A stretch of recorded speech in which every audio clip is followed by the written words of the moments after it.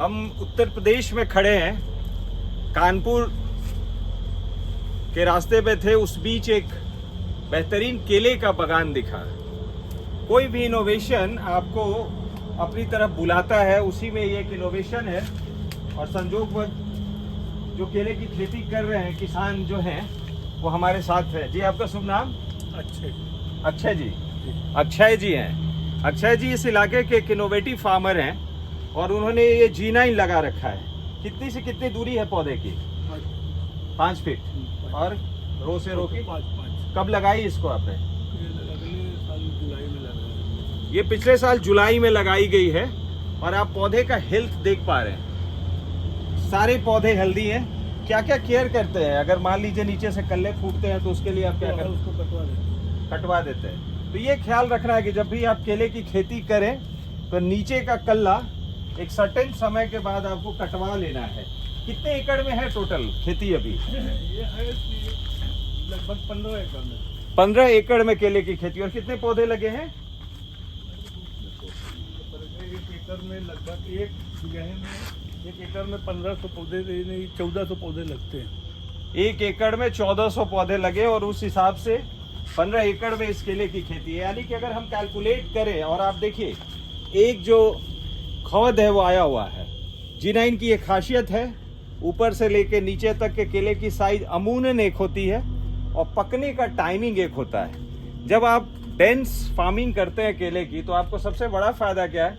किसी भी पौधे को आपको टेक नहीं देना है। अगर ये गैप बड़ा होता तो संभव था कि अगर आंधी या अंधड़ एक तरफ से चले तो आपका पौधा उलट सकता है, लेकिन ये ऐसा नहीं है। कौन कौन सी फर्टिलाइजर यूज करते हैं आप?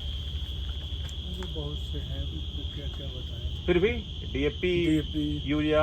एक पौधे में कितना DAP? एक पौधे में एक बार में तो डाली नहीं जाती है। कितने बार में डालते हैं? कम से कम 10-12 बार। 10-12 बार। हाँ, मतलब एक जब बीघे में कम से कम 10 बोरी DAP पड़ती है। 1 बीघे में 10 बोरी DAP। और क्या? पोटाश। पोटाश कितनी? पोटाश लगभग 2 बोरी। पोटाश 2 बोरी। और माइक्रो न्यूट्रिएंट भी डालते हैं, जिंक, बोरोन वगैरह? हाँ, जिंक डालते हैं। जिंक डालते हैं। हाँ, ओके। में वो डालते हैं। और कभी कभी किसी केले में हम देखे हैं कीड़े का अटैक हो जाता है, ये फल दागदार हो जाता है, उससे बचाने के लिए भी कुछ स्प्रे करते हैं? कीटनाशक स्प्रे करते हैं। कितने दिनों पे करते हैं?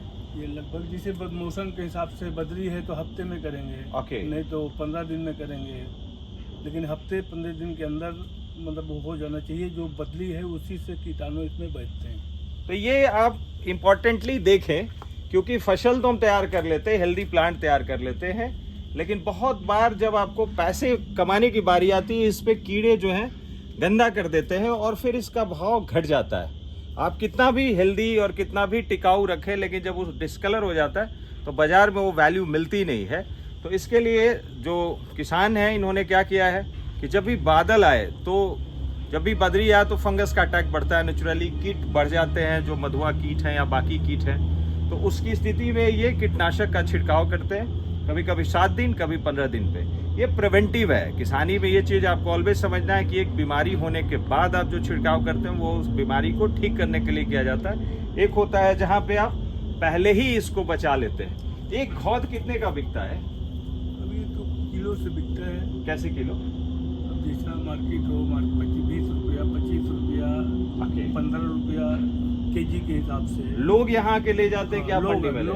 लोग आके एक और खासियत जो हमेशा मैं किसानों को कहता हूँ, या मैं एज ए किसान भी इसको फॉलो करता हूँ, कि जब आप लार्ज स्केल पे करेंगे, एक बार आप देखिए जब हम बाहर से आते हैं तो कैसा स्ट्रक्चर है इस फार्म का। उस स्थिति में आपके पास मंडी चल के आती है, आपके लिए बाजार जो है आपके खेत में उपलब्ध होता है। करीब करीब वही हाल है जो किसान हैं, किसान भाई हैं, वो बता रहे हैं कि मंडी खुद चल के आ जाती है। ये एक बहुत ही मॉडर्न तरीके का फार्म है। आप देखिए कि यहाँ भी नीलगाय का अटैक है, लेकिन नीलगाय से बचने के लिए इन्होंने झटका मशीन लगा रखा है। और वो जो वायर देख रहे हैं, उस वायर को अगर आप टच करते हैं तो आपको झटका लगेगा। और आप यहाँ से देख सकते हैं जो फार्म है, 15 एकड़ का फार्म, बहुत ही बेहतरीन फार्म है, बहुत ही मेंटेनेंस किया हुआ फार्म है। अभी गर्मी का टाइम बढ़ा हुआ है, तो पटवन कितने दिन पे देते हैं? तीसरे चौथे दिन। ये केला के किसानी का एक इम्पॉर्टेंट पार्ट है कि इसे पानी की ज़रूरत होती है बहुत ज़्यादा। बहुत जगह लोग ड्रिप बेस्ड खेती करते हैं, लेकिन ये ओपन इरिगेशन कर रहे हैं। उस स्थिति में भी हर तीसरे चौथे दिन पानी की ज़रूरत पूरा कर रहे हैं और उसका इम्पैक्ट आप देख रहे हैं, दिखाई दे रहा है। हम पिछली बार जो इस पौधे के पास खड़े थे, उसका घवद इसका घवद दोनों में बहुत अंतर है। ये आपने किसी सब्जी की नर्सरी की है? मिर्च।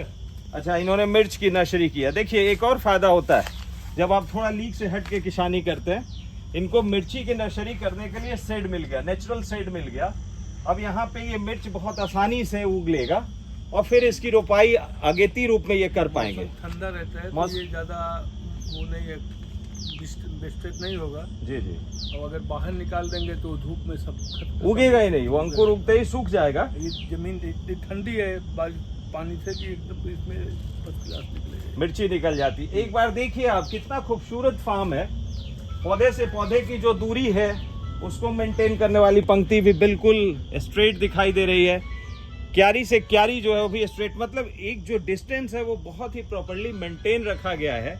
और अगर इस फार्म का हम रेवेन्यू का हिसाब करें, एक घौद में कितना केजी आता है? 20, 25, 30 जो भी 30 किलो। और इनका मैं अगर बेस प्राइस भी कैलकुलेट करूं 15 रुपीज पर केजी, तो 300 रुपए इसका वैल्यू है।